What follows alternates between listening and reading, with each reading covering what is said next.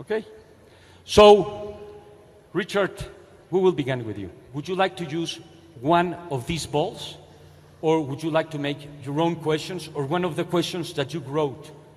Would you rather ask your own questions, or one of the questions that you sent to me? Well, what about the white questions? Okay, we will begin. Él quiere al juego, al riesgo. Doc, y dice, yo quiero una pregunta de alguien que no conozca.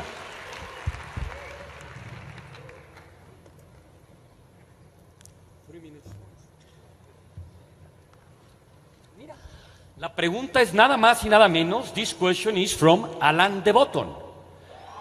Wow. En español se las digo y ahora en inglés. ¿Alguna vez es suficiente? En inglés. Is it ever enough simply not to believe? What else can one believe in? ¿Alguna vez es suficiente simplemente no creer? ¿En qué más puede uno creer? Let me see the question. I didn't hear what. Is it ever enough simply not to believe? What else can one believe in? Please. Okay, so let me start out by saying that, in my opinion, all belief is a cover-up for insecurity. All belief. If I asked you, do you believe in electricity or gravity, you would find that a ridiculous question. So I'm not here to convince you that you should believe in anything, especially the supernatural. I'm here to ask you the most fundamental question that was posed earlier. Does the universe have a purpose? And there are two ways of looking at it. If you look at it from the top down, from the point of view of biological organisms, it looks like biological organisms are purpose-driven. Even a nematode or a small microorganism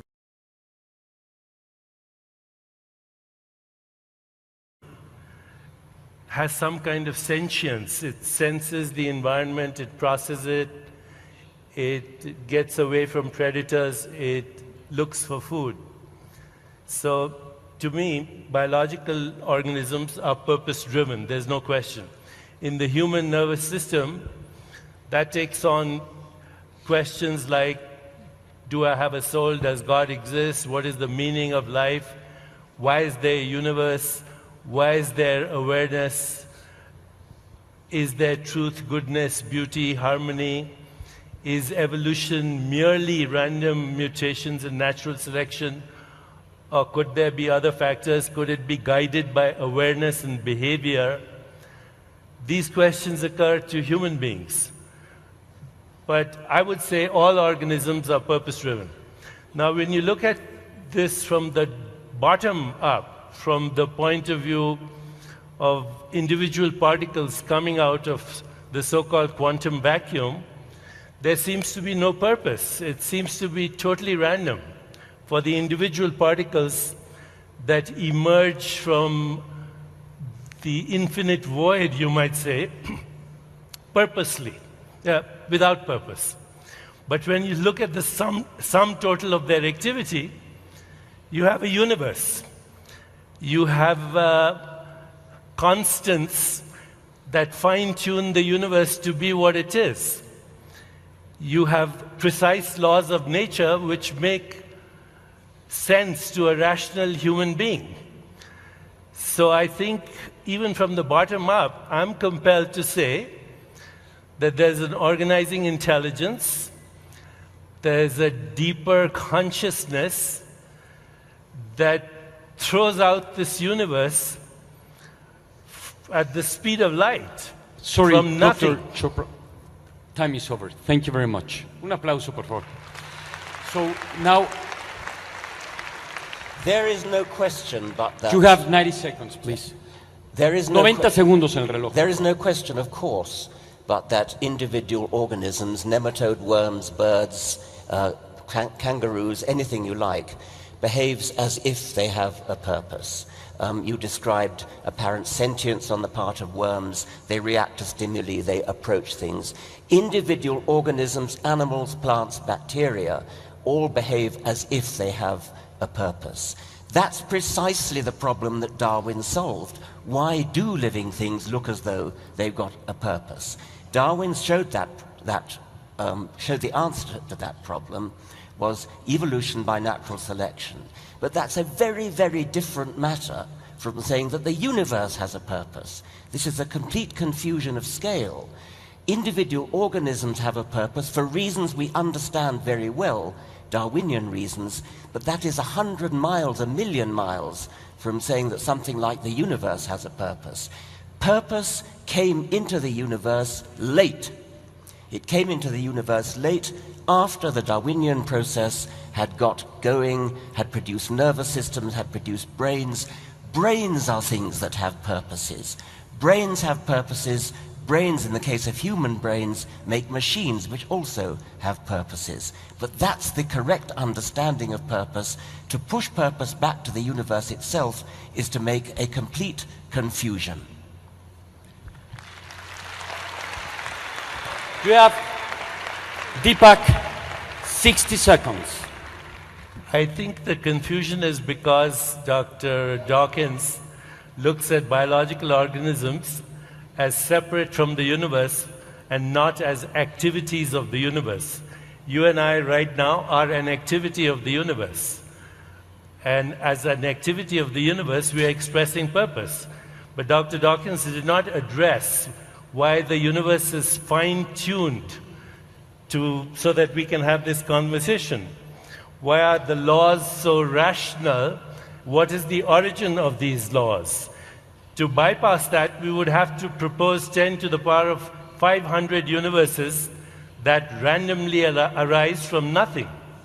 Not only is the universe arising from nothing, but this nothing seems to be the womb of creation, where nature goes to the same place to create a galaxy of stars or an electrochemical impulse in your own neural networks.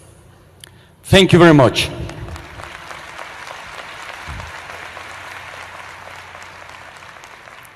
We have two options.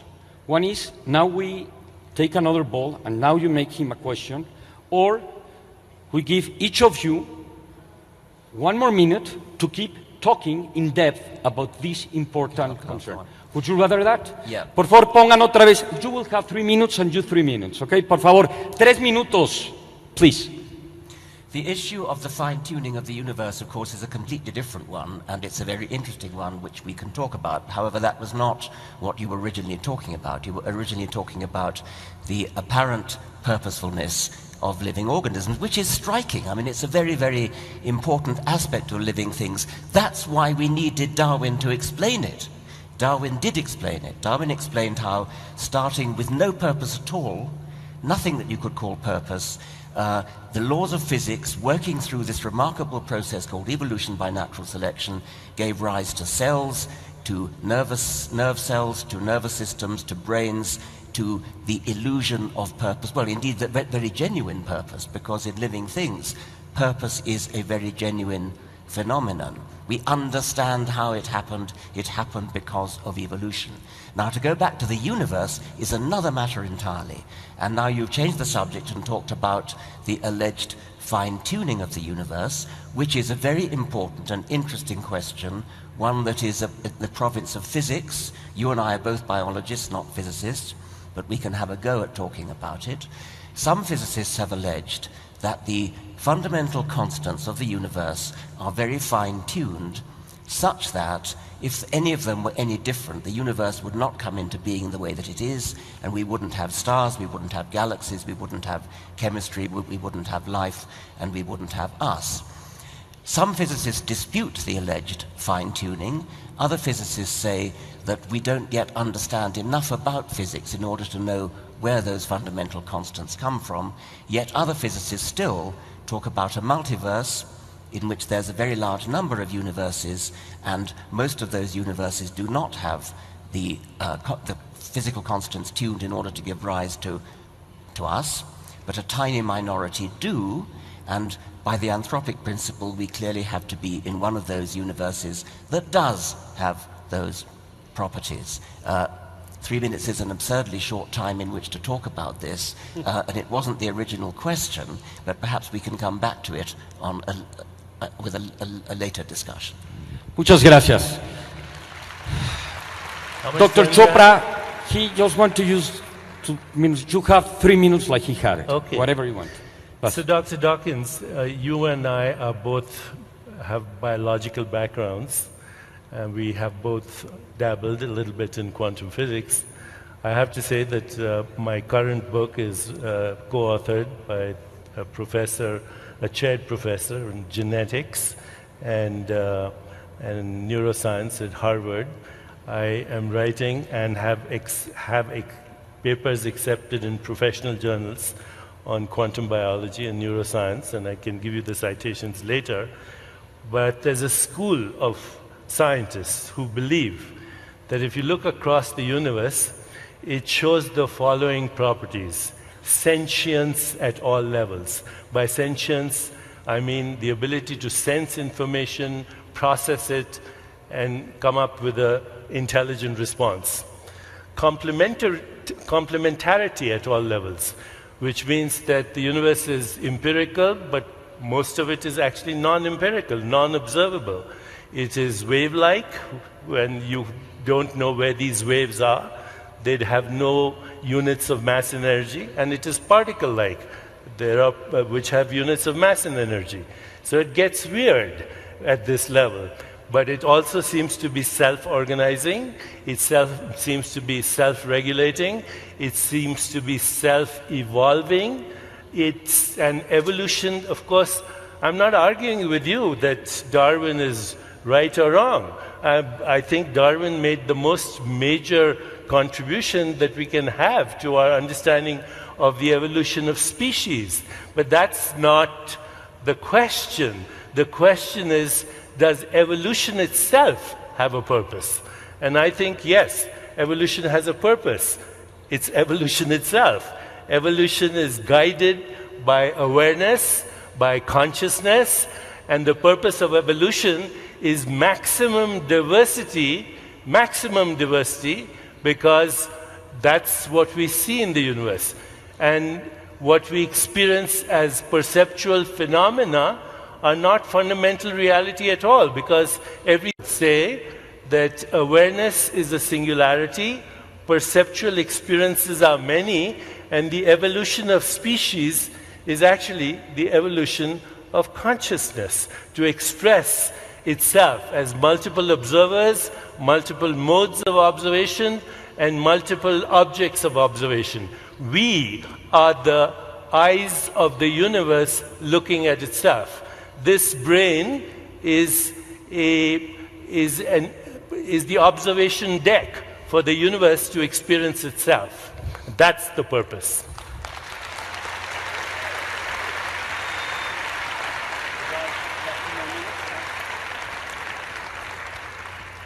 The scientists that I respect are scientists who work hard to be understood, to use language clearly, to use words correctly, and to understand what is going on.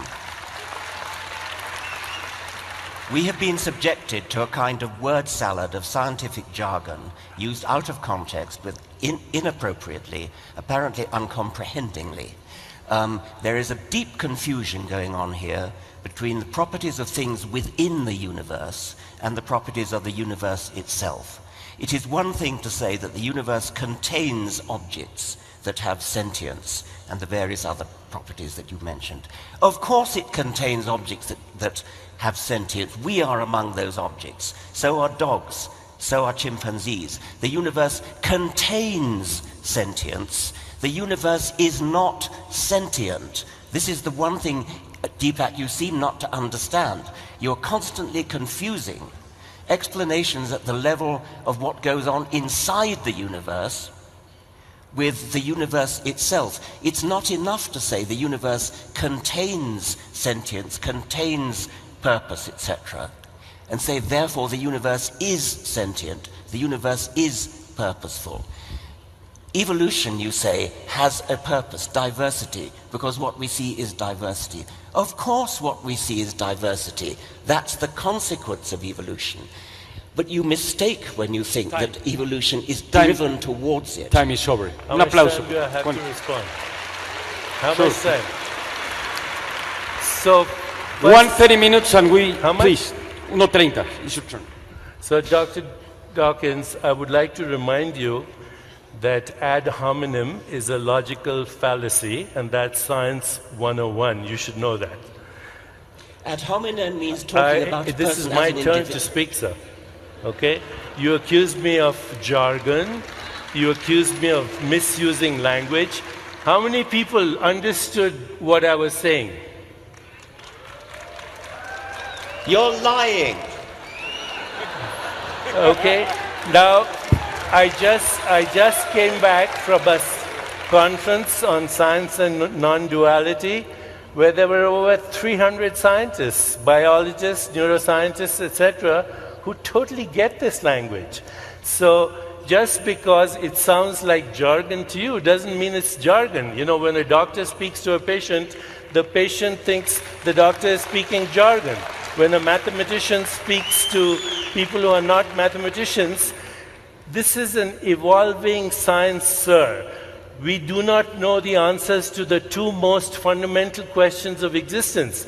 Number one, what is the stuff of the universe? We don't know. 96% is dark energy and dark matter. Of the 4% that's atomic, 99% of that is invisible hydrogen and helium. Time over. And we don't know why there is awareness. The two most fundamental questions of our existence. Please, please. Of course, 1:30, por favor. we don't know about dark matter, dark energy. That's why we need more science and better science in order to solve that. You've changed the subject yet again. Let's talk about sentience. You say the universe has sentience. The universe doesn't have sentience. Things in the universe have sentience. Why do you confuse this audience by saying the universe has sentience? Can you tell me what the composition of the universe is? That wasn't the question. No, because you're talking things, right? Things are basically the atomic universe is stardust, and stardust has sentience in you and me. According to people like Freeman Dyson, even atoms have sentience. Atoms have no sentience. You disagree with Freeman Dyson? Yeah, then? if that's what he says, which I doubt, I disagree with him. Atoms do not have sentience. Atoms contribute to making brains. Brains have sentience. You need a highly complicated organization. It's a fundamental error to say that because a complicated thing has a quality like sentience, musicality, mathematical ability, and is made of atoms, therefore the atoms have sentience, musical ability, mathematical ability, etc. They do not. Atoms have to be arranged in complicated organizations, complicated structures interacting with each other, and then you will get emergent properties such as sentience, such as poetry, such as mathematical ability, such as spirituality. These things do not inhere in the atoms themselves, or if they do, you've got a hard job to prove it. You have a hard job to prove it? Can you prove it? I'm sure you're aware of the hard problem of consciousness. I'm sure you're aware that we have no science that tells us why we have any experience, whether it's mental, subjective, or it's an experience of the objective world. How photons coming and hitting our retina create the experience of a three-dimensional reality in space and time. This is the hard problem. It's the most fundamental problem in science. First, what is the stuff of the universe? And second, why is there awareness of the universe? Is awareness of the universe and the universe the same thing? Because if there was a universe outside of your awareness, for all practical purposes, you would never know it. So to say that sentience is an emergent property is assuming that only brains produce consciousness, whereas in fact, even a single fertilized cell, when you were conceived, was fully alive, was fully aware, and did not have a brain. It was present, it was aware, and it differentiated into trillions of cells, more than all the stars in the Milky Way galaxy, to create who you are. So to say that sentience requires an emergence through evolution, instead of saying that actually evolution could be driven by consciousness, these are the questions that some people are asking. And if you propose that sentience is an emergent property, then answer to me why there is no science that can actually give us an explanation to the two most fundamental questions of our existence. What is the nature of the universe? What's it made up of? And why is there sentience? Why is there sentience? You know, we talk about sentience as not just human sentience, which is, of course, you know, an evolutionary process, but sentience came from sentience. Have you seriously...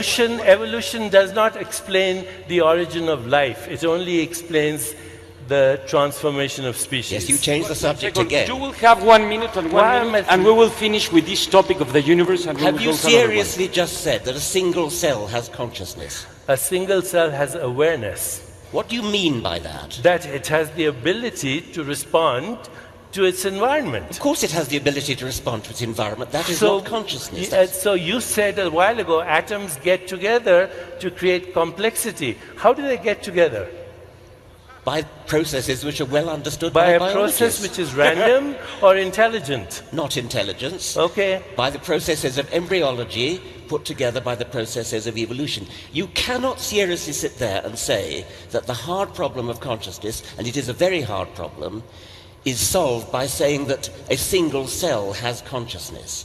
A single cell has sentience in the fact that it can respond to its environment and express its biological autonomy. But, okay, just 1 second, please. Un segundo, por favor. I think we're in a little loop because we cannot prove either things. You know, I want to nail this. I want to nail this. This gets to the root of the problem. It does. Consciousness is something very, very complicated. Of course we don't understand it. That's why it's called the hard problem. It's something that happens when brains reach a certain level of complexity. Now, a single cell, a single neuron, a single amoeba,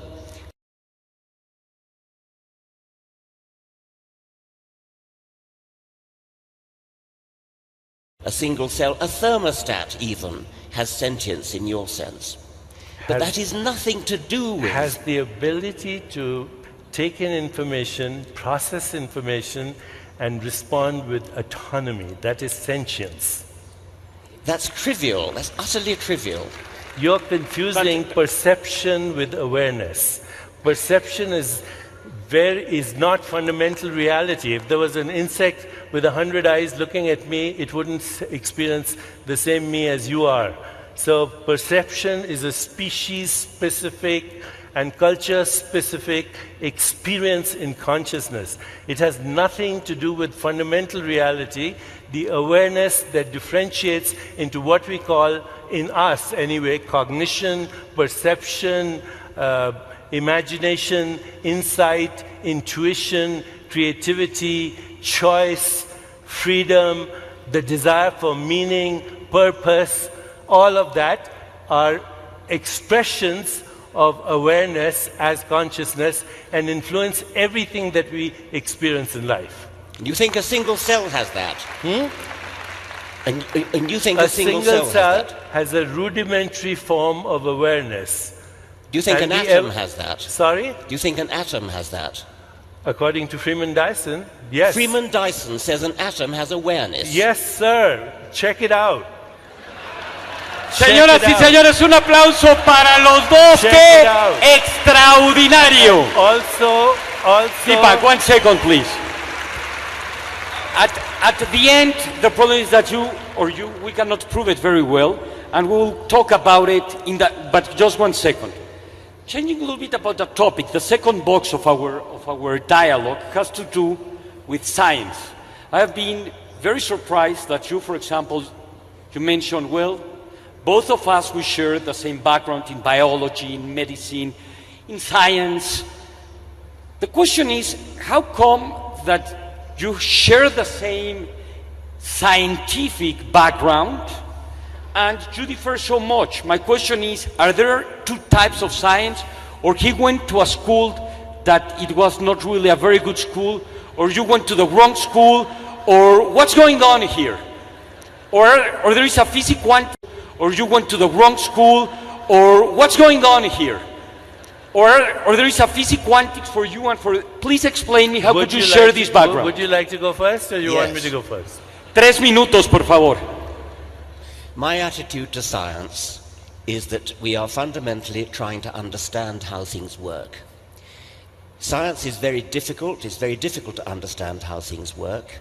The hard problem of consciousness has been mentioned, the problem of the origin of the universe, the problem of the origin of life, the problem of how life has this uncanny appearance of being designed, the size of the universe, the scale of the universe, how embryology works. These are all deeply difficult questions. They require hard scientific work, and in all cases, I think I'm right in saying, that scientific work consists of explaining complicated things in terms of the interactions of their parts or of simpler things. So we always try to explain complex things in terms of simpler things. We do not resort to magical language. We do not snow our audience with highfalutin sounding words that don't actually mean anything.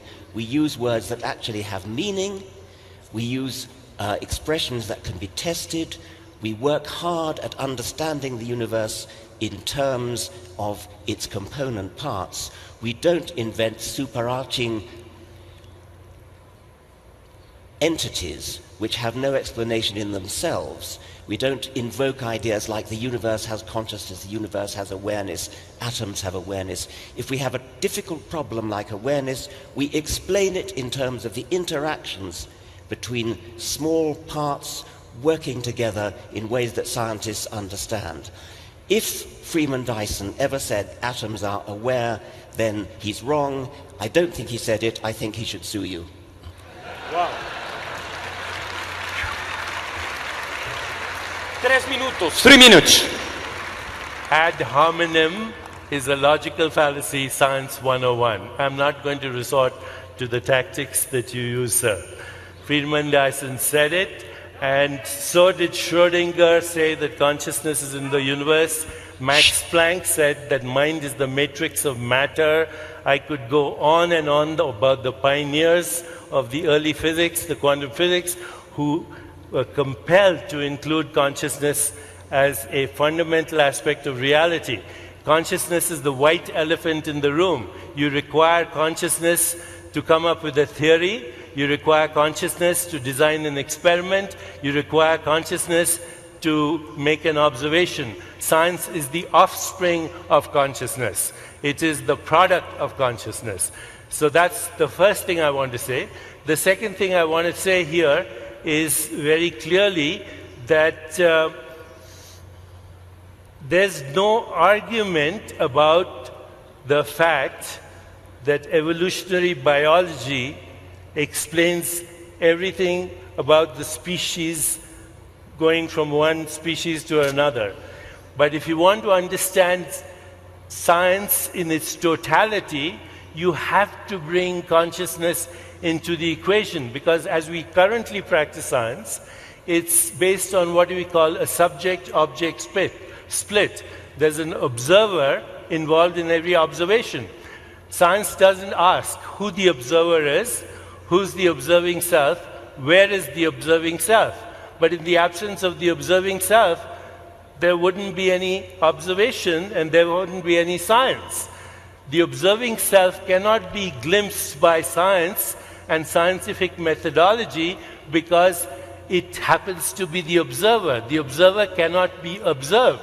And that's where spirituality comes in. If you define spirituality as self-awareness, only consciousness can know consciousness. Only consciousness can explain consciousness. Only consciousness can understand consciousness.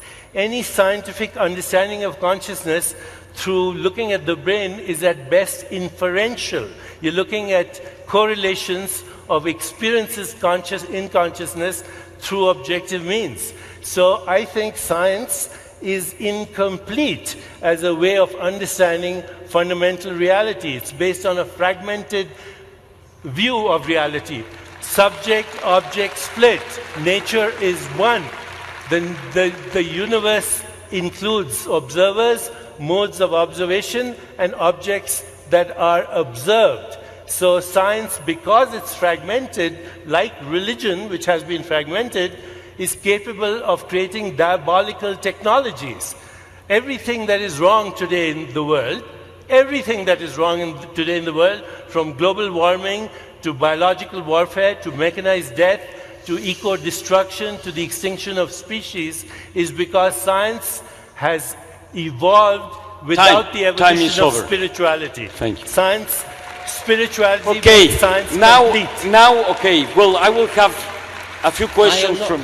Please. I shall not make an argument ad hominem. My argument is ad bullshitem. Okay. You're violating all the rules of logic. Of course we need to understand consciousness. Of course consciousness is vital to everything we do. Consciousness is something we are all aware of, is something profoundly difficult to understand. It's something that science desperately needs to understand. That we can surely agree upon. That does not mean the universe is conscious. That does not mean any of the things you've just said. It means that consciousness is a subject which is worthy of scientific exploration. Proper scientific exploration, which means understanding consciousness in terms of nervous systems. Possibly in the future in terms of computers, because it's conceivable that computing machines may reach the stage of complexity and organization that they too will experience subjective consciousness. But whatever experiences subjective consciousness is going to be complicated, is going to be a very large organization of lots of small parts interacting together in very complex ways. An atom will never be conscious, nor will a single cell. So may I ask you a question? Have you ever engaged in self-reflection or self-awareness?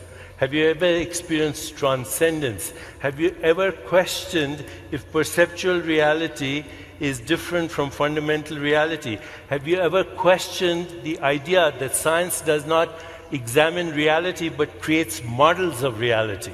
Have you ever thought that if computers will explain consciousness, have you ever thought who will design those computers and where will those computers be conceived and constructed? If you have never experienced a fundamental, unique experience that has existed throughout history, through antiquity, it's called transcendence. It's experiencing the self. And it's the knowingness that the self of the individual is the self of the universe. I'm not talking this, creating this language by myself. This is the perennial philosophy that Aldous Huxley spoke about. It's what Gottfried Leibniz spoke about. The sages of the Upanishads spoke about. The transcendentalists like Emerson and Thoreau spoke about. But if you have never had the experience of what people call non-symbolic awareness, we have your question. You have no what right about to comment on science being a complete Deepak. way to understand reality. Okay, the question is there. I have experienced plenty of things which could be called transcendental. I've experienced the feeling of almost mystical wonder that I get when I look up at the stars, look up at the Milky Way, contemplate the galaxies receding from us, listen to a Schubert quintet, read a sonnet of Shakespeare. These are all things which only a human mind is capable of doing. So may I ask you? Okay, sorry. Only a human mind is capable of doing that. And a human mind is capable of doing those things because the human mind has been put together in the brain as a highly complicated organization that has evolved over some 4 billion years of evolution, putting together nervous systems. It is a stunning achievement of evolution to have put together the human brain that is capable of being moved by such things. I yield to no one in my capacity to be moved by what you call the transcendental. What I do not do, however, is to indulge in mystical nonsense about it being there before there were brains, or the equivalent of brains. Wow. Okay, now, 1 second. I want to ask him You one have the question. Okay. So I'm gonna. Okay. I understand that you've had those wonderful experiences. Have you had the experience of gratitude? Have you experienced epistemological humility? Have you experienced reverence for life and for existence? And if so, was it your neural networks manufacturing those experiences, neurochemicals manufacturing their experiences, or was there a deeper, intelligent, organizing consciousness that was influencing the behavior of those neural networks? How much deeper do you want? How much deeper do you want? Answer me, sir. Have you experienced reverence? You have asked me, have I experienced gratitude? I experience gratitude to nothing in particular, but I feel gratitude. I feel all those things that you say. And I do not yield to you in my feeling of the depth of which it is, the depth of understanding that we have yet to fathom, yet to plumb, in order to understand what's going on inside the human brain. Who's boggles we? my Who's mind. We? Who's we? The scientific community. The scientific community. Yes. Driven by mechanistic neural networks and chemicals? Yes, and let's belittle mechanistic neural networks and chemicals. They are well, very, then tell very me how they produce consciousness. I don't know. That's why we're working on it. You don't know either. No, wait. You say you don't know, but you totally dismiss mystical experiences or experiences that have existed for thousands of years, subjective but nevertheless symbolically present in every tradition of the world, where people have experienced what I would call non-symbolic awareness, non-dual awareness, subject-object confluence, unity consciousness. You totally dismiss this because it doesn't fit your scientific worldview. I don't dismiss it for one moment. I don't dismiss it. I want to explain it. Who wants to explain it? Just let him finish. I want to explain these experiences. Who's I? I want science to explain it. When you say I, who do you mean by I? Science, in this case. So I is science. No. That's just a dishonest. That's dishonest. It's. Please. I, as a scientist, ages have experienced, and I believe that I've experienced something similar. I believe that you have experienced something similar. They need explaining, and they will be explained, if ever, in terms of brains. That's a promissory note. It is. In this economy, don't trust a promissory note. It is a promissory note. And then nothing to be ashamed of. So you have extreme confidence in the way we do science. You're not open to a consciousness-driven science, a consciousness-based science. I don't know what that would even mean. An observer-based science. Observer-based science is another matter, of course. Science is necessarily observer-based. Well, observer is consciousness. We need to... Isn't the observer... You don't have a monopoly of consciousness. We all have consciousness. Okay. We're trying to explain Un aplauso para los dos. Wow. Vamos a ir a otro tema. We're going to another topic. We have talked a lot about consciousness. Probably have... Now I would like to ask you, Deepak, and then Richard, we have been talking a lot about, in Mexico and many places, that if we assume that there is this consciousness, we can work with this energy. And we have written a lot of books about it. and that you could actually attract things or make things happen. And there is a purpose, but there is also an intention. So my questions to you, and then I will make a question to Dr.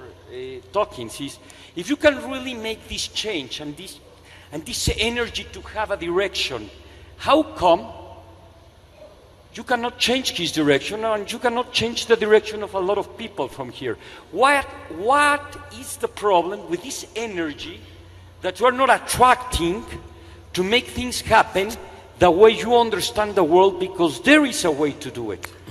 We are all conditioned by the hypnosis of our childhood and conditioned by society, by ideologies, by religion, by history, by economics, and the prevailing scientific paradigm to look at the world in a certain way.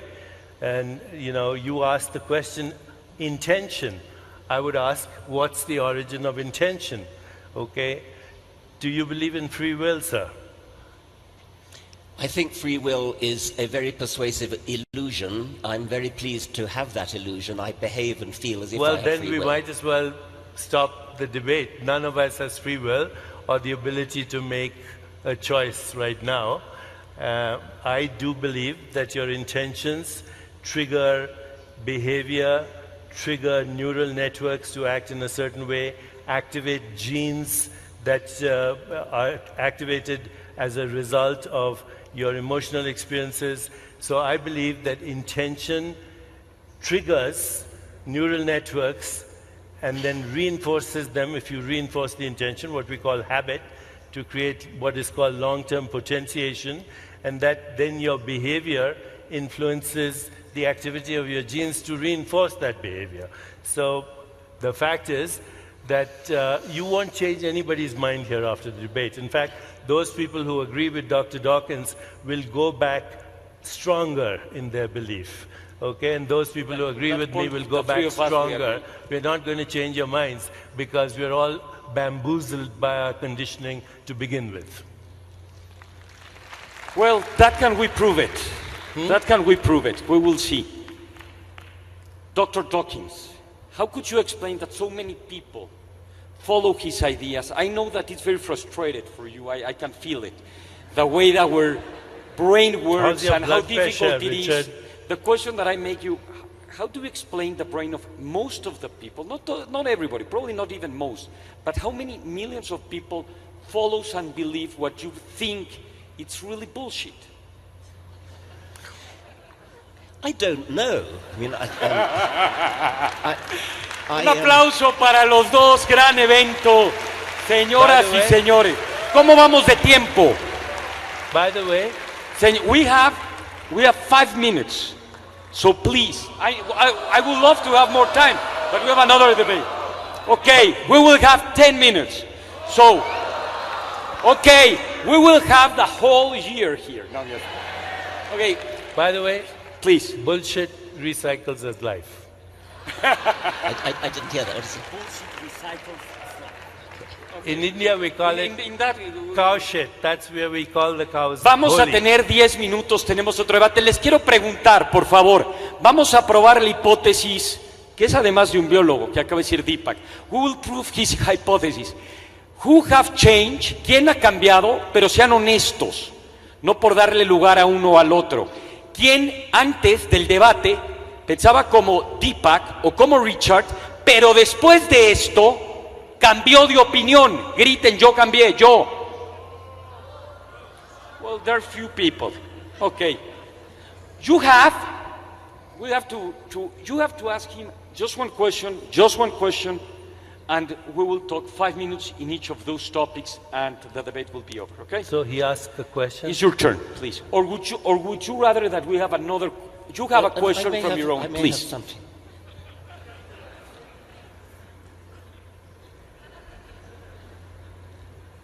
Still learning my way around this. Okay, this is a quote from Deepak. It's an interesting one. Evolution doesn't simply, this is from your book with Mlodinow. Evolution doesn't simply scramble old ingredients into new forms, nor does it just turn small clumps of matter into bigger clumps. Instead, evolution makes lumps of creativity. These happen in quantum form. That is, there is a sudden emergence of a property that never existed before. There's a little gap there then. Quantum leaps dominate in creation everywhere we look, but especially in the startling, beautiful novelty of life forms on Earth. The cosmos is ruled by creativity. Now, neither of us are physicists, so neither of us actually know much about quantum theory, but we are biologists, and you have used the jargon of quantum theory there to apply to evolution, as though evolution, it takes quantum leaps, or what do you mean by that? The emergence of language, for example, from no language at all, is a quantum leap. Okay, the emergence of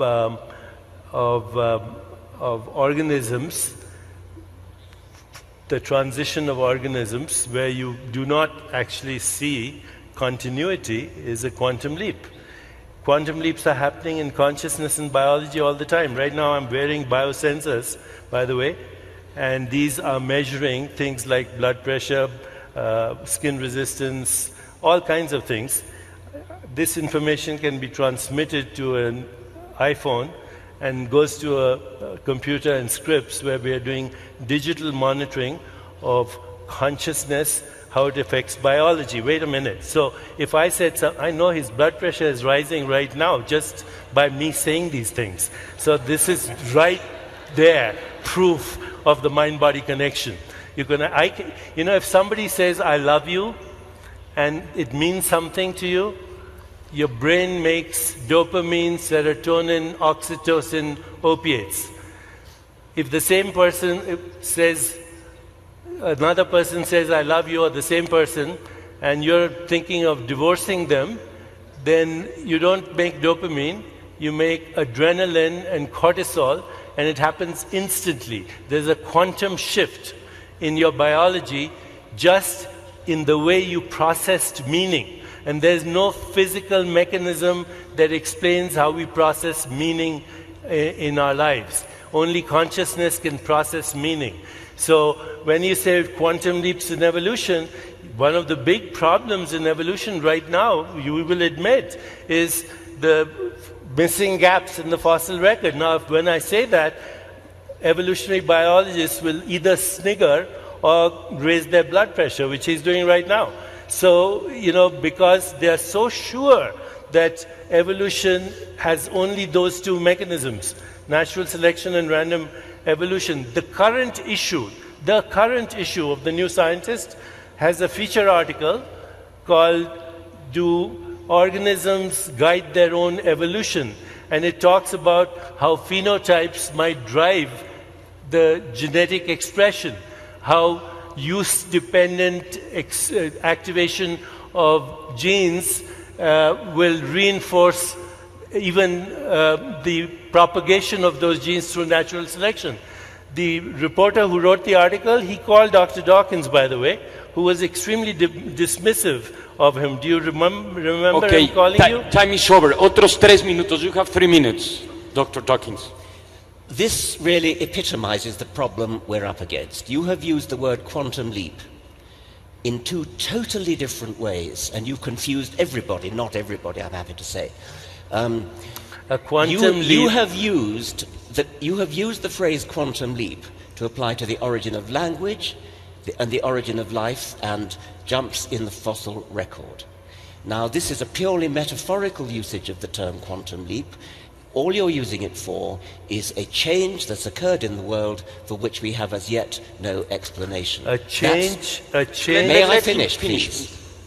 On the other hand, you have used the word quantum in the proper physicist sense. You talked about digital information going to satellites and things like that. In that case, you were talking about quantum theory in the true sense of quantum mechanics. You are bamboozling people by using quantum in two completely different senses, giving them the impression that there's something about modern physics, something about the spooky aspects of modern physics, which is relevant to things like the origin of language or the origin of life or breaks in the fossil record. Now those three things, the origin of life, origin of language, breaks in the fossil record, are scientific problems. To the extent that we don't yet have the answer to them, we're still working on them. They have nothing whatsoever to do with quantum in the physicist's sense. He has 130 minutes. You still have 130 seconds. I don't know. Okay, it's your turn. 3 minutos, por favor. There are several uses of the word quantum that are not restricted to a subatomic particle moving from one location to another location without going through the space between. That's what a leap is, a quantum leap in quantum physics. But the broader community uses quantum for any phenomenon, any space-time event that exists in one location in space or time and then exists in another location of space and time without going through the intervening space. It's called the discontinuity. And the use I have given it is a very broad use. Of course, Dr. Dawkins rightly claims that it is a metaphorical use, but he should understand that all science is metaphor anyway, to begin with. Nobody's actually, explained how a subatomic particle appears out of a non-empirical realm. And then when it's not being observed or it's not interacting with other particles, how does it go back? So yes, quantum leap has a much broader connotation, including if you watch Star Trek, when the captain says, "Beam me up, Scotty," and Scotty presses a button, and the captain disappears here and shows up there without going through the space in between. So I agree, I've used it metaphorically, but in fact, all science is a metaphor.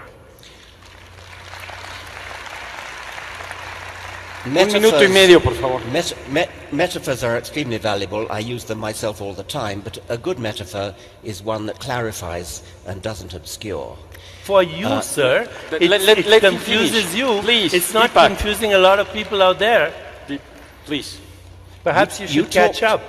You talked about the analogy being, in this case, going from one place to another without passing through the intermediates. That's a hell of a leap for you to make. When you talk about the origin of life, there is no such thing as not passing through the intermediate stages. There were intermediate stages. We just don't know what they were at present. That's a very different thing. In the case of gaps in the fossil record, the gaps in the fossil record apply quite simply because not everything fossilizes. It's rather a good thing it doesn't, otherwise we'd be snowed under with fossils. The origin of language, a mysterious and fascinating question.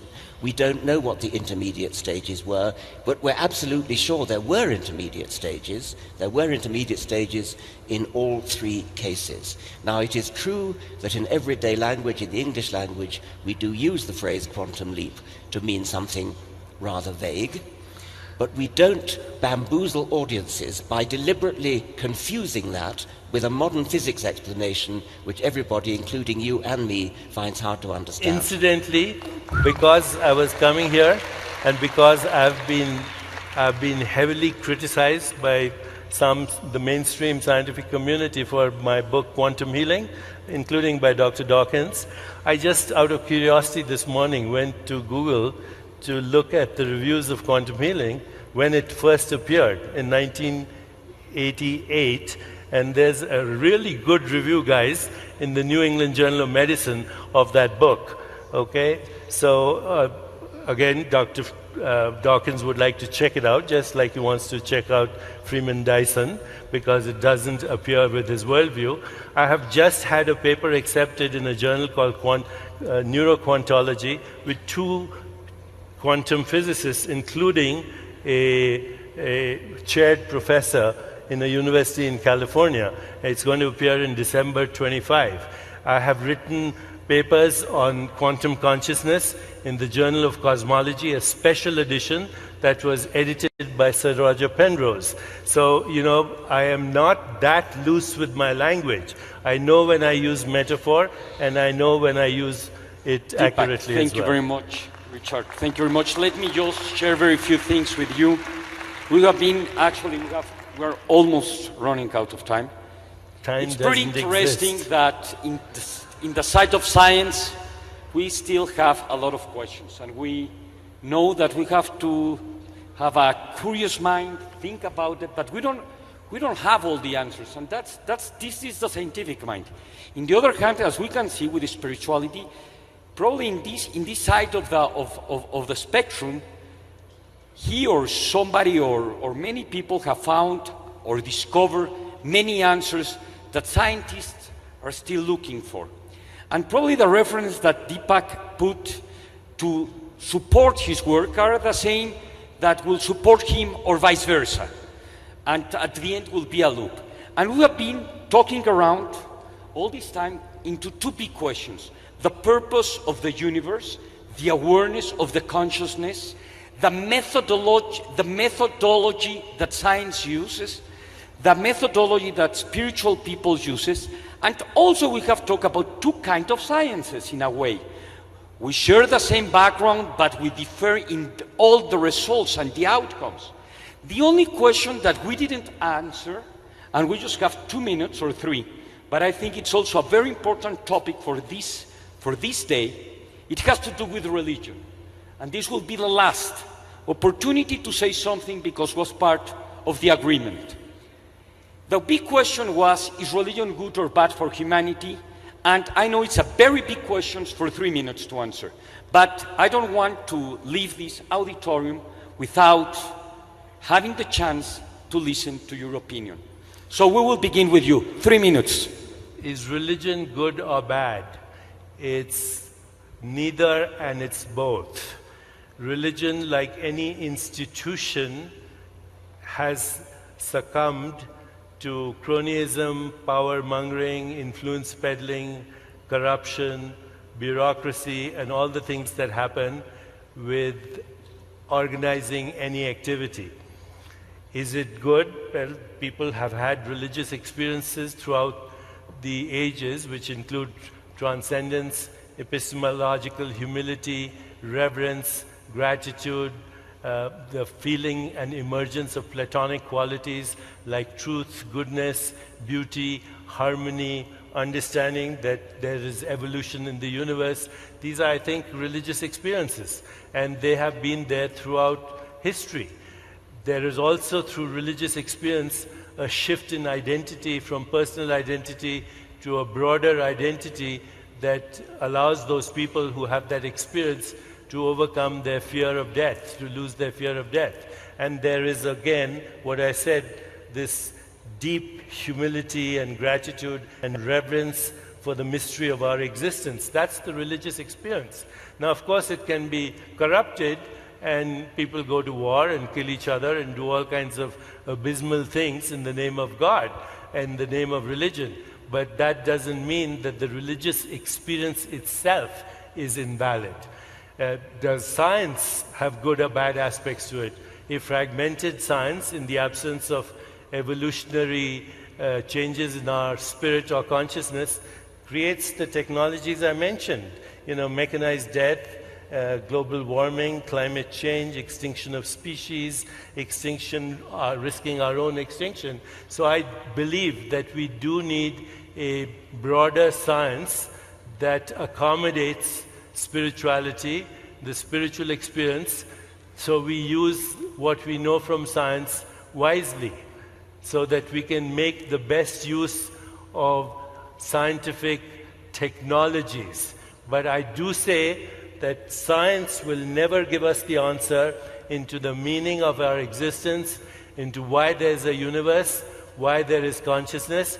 Only consciousness can experience consciousness. That's why we need spirituality, if by spirituality I mean self-awareness, self-reflection, transcendence, and our own desire to know ourselves. In my view, our search for God is our highest instinct to know ourselves, to find meaning in our own lives, to understand why there is evolution, what is the purpose of existence. Thank you very much. Time is over.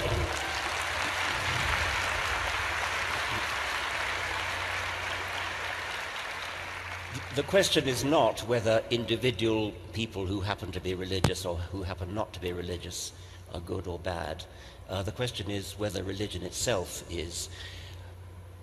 I think there are aspects of religion which are bad in themselves. I think that the idea of blind faith, believing something without evidence, and sheltering behind the right to hold faith, such that you can justify doing bad things because your religion, your faith tells you it's the right thing to do. Many, many good and righteous people who believe themselves to be good and righteous have done terrible things precisely because they believe that they're doing it for their God. So faith, blind faith, can have that bad effect.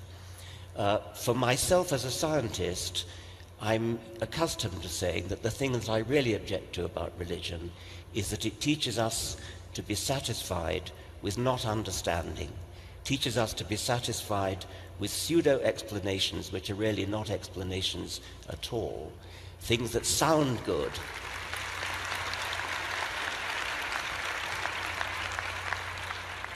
Things that sound like an explanation but which really aren't, which appeal to the emotions but don't actually explain anything. So I think that religion in that sense can be the enemy of science, the enemy of truth. But this evening I'm reflecting more that what may really be the enemy of truth and the enemy of science is willful obscurantism, whether it comes from religion or not. Wow. Can I say something? Sure. I just want to thank Andres Romer and Dangerous Ideas for bringing together this meeting, which would have never happened were it not for his effort. This is a once-in-a-lifetime meeting because I'm sure that Dr. Dawkins and I have no intention of meeting again. ¡Wow! Por favor, levántense todos, un stand ovation. Señoras y señores, el encuentro del siglo. Fotografía. Fotografía, dense la mano. Es un honor. Thank you very much. It was an honor, a delight to think about thinking with you. Pensar sobre pensar con Richard Dawkins, Deepak Chopra. Gracias. 20 minutos de break. Gracias. Libros, books, The Selfish Gene, all the books from both of them are in the bookstore. Please go and get. Are you able to sign them? Would you like to sign them? They will be signing the books. Ellos les van a firmar los libros. Es la gran oportunidad de tener un libro firmado por Richard Dawkins o Deepak Chopra. Vayan a la librería. Estarán firmando libros. Gracias.